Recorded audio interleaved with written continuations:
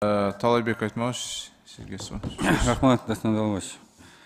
Мен қысқалы, мен де бұл бұзылар жөнінде, кодекс өзгертулер кіргізу жөнінде мен қолдаймын. Бұл жерде да жазылып тұрады, маалымат негіздемеде ішкі іштер министріне қайрылған саны көбейіп жатқанды бойынша. Анан жерде қауіпсіз шаар деп тұрады. Бұл қауіпсіз шаардың кейінгі этаптары қашан башталады, ошоны айтып болсаңыз.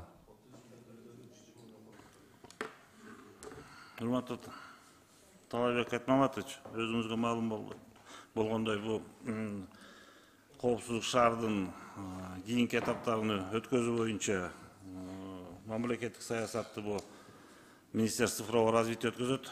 Ошого карабастан мынакей экинчи этапы уже кириш керек болчу.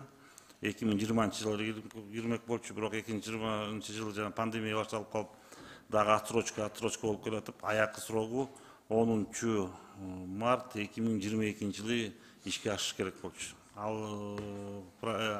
этап боюнча азыркы учурда 90 аппараттык программалык комплекс анан 20 жана трехножка иштеп атса, ал боюнча 306 кирмек да, 206. Аларда бар да пландар коюлуп турган, ишке ашыра турган. Бар, бирок ошо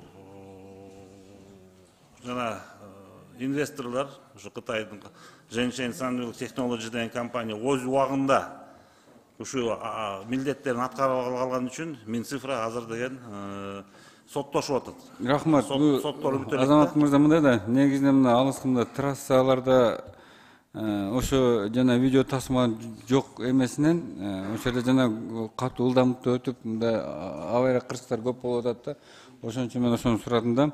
Анан экинчи мындай азыр жерде Сонам Абдурашидовго суроо бердим, но трассада жанагы автобустун линияны коюп жанагы пробка көп болуп аткан. Анан дагы бир эме болуп атат да, Азамат мырза, жанагы электрокарт деп коебу, жана мындай самокат. Ошолорго мындай эрежелер барбы? Себеби жогору жакта карасаң уже булар тротуардан баштады эле, азыр трассага чыгып алышты да.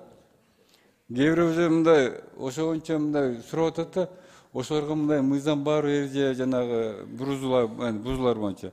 Мурун жана биз велосипед менен тротуарда жүрчү эле, азыр карасам уже трассада уруп барат, эч кандай поворот жок эле. Биянан кирип кетет, тиянан кирип кетет, ошол жакта көзөмөл алып койсоңуз. Жарайт. Ал боюнча да акыркы суроом азыр мына кайрылышты, жана терезени караңгылатуу боюнча арзантуу боюнча сөз болду эле дейт. Жанагындай сунуштар болду эле.